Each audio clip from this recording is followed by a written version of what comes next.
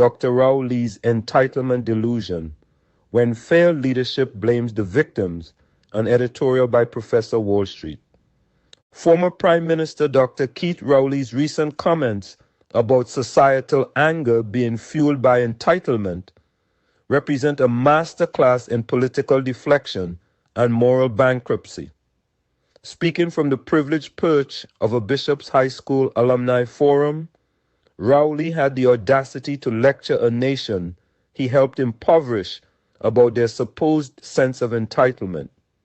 His words ring with the hollow sanctimony of a leader who oversaw the systematic deterioration of living standards, while now blaming citizens for their justified anger at his government's failures. The irony is breathtaking.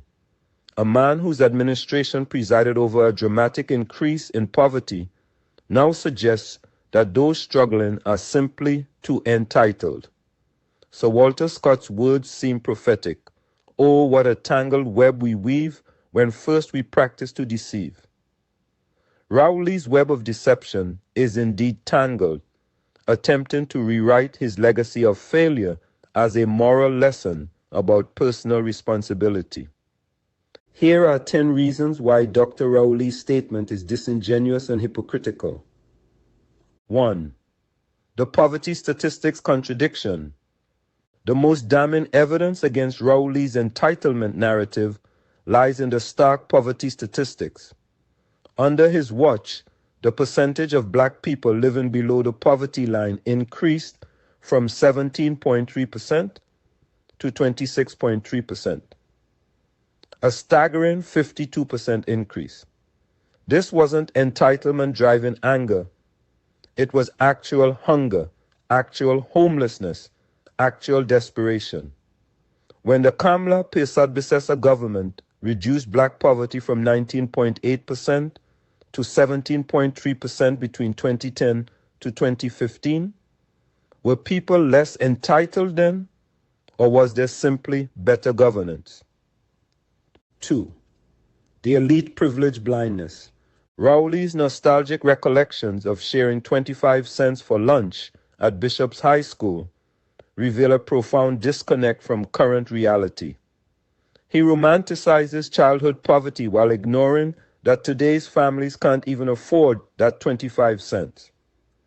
His elite education and subsequent political career have insulated him from the harsh realities faced by ordinary citizens whose anger he now dismisses as entitlement. 3. The deflection of responsibility. Rather than acknowledging his government's failures, Rowley shifts blame to the victims of his policies. This is classic deflection. When leaders fail to deliver basic services, economic opportunities, or social stability, they label legitimate grievances as character flaws in the population. It's easier to blame entitlement than to explain why poverty increased so dramatically under his leadership. 4. The false equivalence fallacy. Rowley's comparison between his Bishop's High School experience and current societal conditions is intellectually dishonest. He attended one of the Caribbean's most prestigious secondary schools, virtually guaranteeing future success. Most citizens don't have access to such elite institutions and networks. His pulling yourself up by your bootstraps narrative ignores the structural advantages he enjoyed, while he has left many people bootless. 5. The moral authority deficit.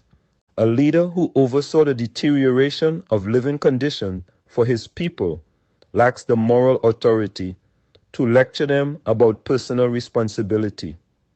Rowley's government failed to create jobs, improve health care, enhance education, or maintain basic infrastructure. His attempt to frame citizen anger as a moral failing rather than a natural response to government failure is morally bankrupt. 6. The historical revisionism. Rowley's claim that past generations were less entitled conveniently ignores that previous generations had more opportunities. When he was young, a high school education could secure middle-class employment. Today's youth face an economy where even university graduates struggle to find work. The entitlement he criticizes is actually the reasonable expectation that hard work should lead to basic dignity. 7. The victim blaming mentality. By suggesting that anger stems from entitlement rather than legitimate grievances, Rowley engages in classic victim blaming. Citizens who are angry about crime, unemployment, poor health care, and inadequate infrastructure aren't being entitled. They're being human. A government's primary responsibility is to serve its people, not to gaslight them about their reasonable expectations. 8. The selective memory problem. Rowley's fond memories of sharing lunch money ignore the context of his privileged educational environment. Bishop's High School provided networks, opportunities, and social capital that most citizens never access. His selective memory about past hardships serves to minimize current struggles while elevating his own character, a convenient narrative that obscures his failures as a leader. 9. The systemic failure denial. Rather than acknowledging that increased poverty indicates systemic failure, Rowley frames it as individual moral weakness. This is particularly galling given that his predecessor's government actually reduced poverty levels.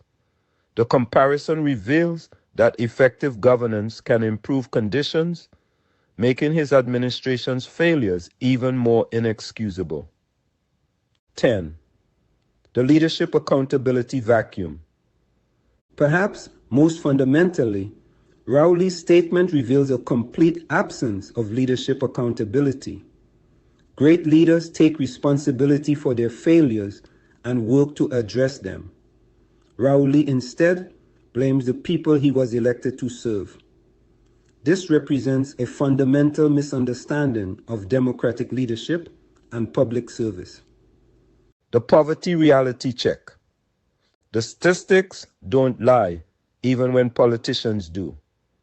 Under the Pierce-Bissessar administration, 2010 to 2015, Black poverty decreased from 19.8% to 17.3%, a 12.6% reduction. Under Rowley's leadership, it increased from 17.3% to 26.3%, a 52% increase. These aren't abstract numbers. They represent real families pushed into desperation, real children going hungry, real dreams deferred. If entitlement were the problem, wouldn't we expect consistent poverty levels regardless of government? The fact that poverty decreased under one administration and increased dramatically under another suggests that governance quality, not citizen character, determines outcomes. The elite disconnect.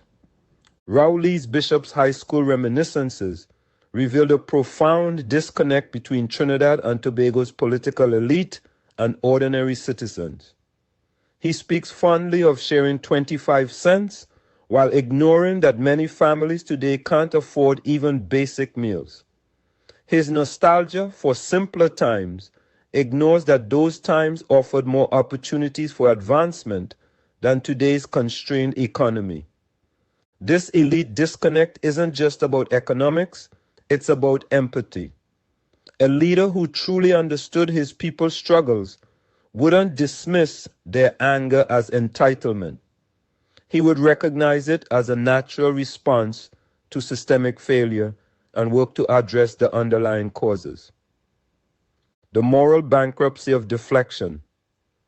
When leaders fail, they have two choices: acknowledge their failures and work to correct them, or blame others for the consequences. Rowley has chosen the latter path, engaging in moral deflection that borders on gaslighting. Citizens who are angry about deteriorating condition aren't being entitled. They're being rational. The suggestion that respect must be earned before care is provided, reveals a transactional view of governance that fundamentally misunderstands the social contract. Governments exist to serve citizens, not the reverse. Citizens don't need to earn basic services, economic opportunities, or social stability. These are the fundamental obligations of government. The tangled web of deception. Sir Walter Scott's observation about tangled webs seems particularly apt for Rowley's current position.